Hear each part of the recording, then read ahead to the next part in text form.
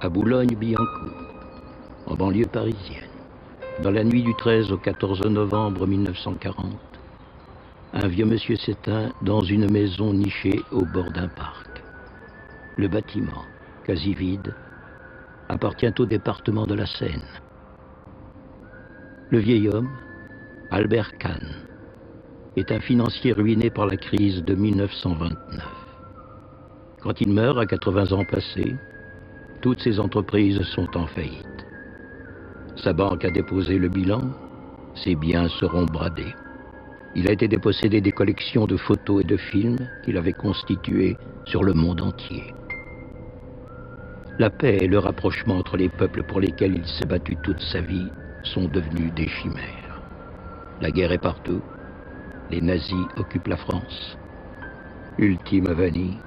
En septembre 1940, ce patriote qui a quitté l'Alsace après l'annexion de 1871 pour refuser de devenir sujet allemand, apprend la promulgation des lois de Vichy, dotant les Juifs d'un statut particulier.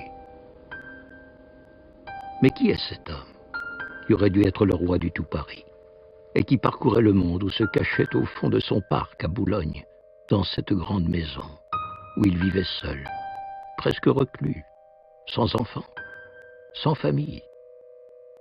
Qui était donc ce banquier utopiste qui, de 1909 à 1931, a financé des expéditions cinématographiques et photographiques à travers le monde?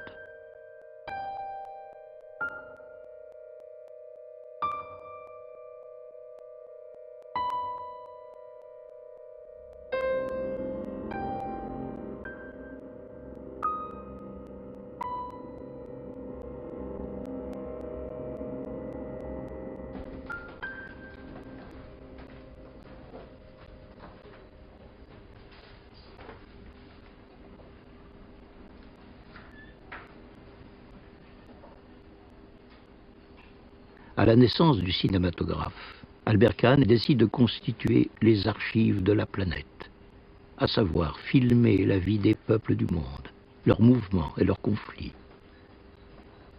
Amateur de jardin et de philosophie, spéculateur au grand flair, Kahn était un homme secret et mystérieux, qui refusait paradoxalement d'être pris en photo. Ce grand voyageur découvrit avec surprise que le monde n'était pas tel que les livres le lui avaient décrit. Il décida donc de le montrer. 183 kilomètres de pellicule, 72 000 autochromes témoignent de cette profession de foi singulière.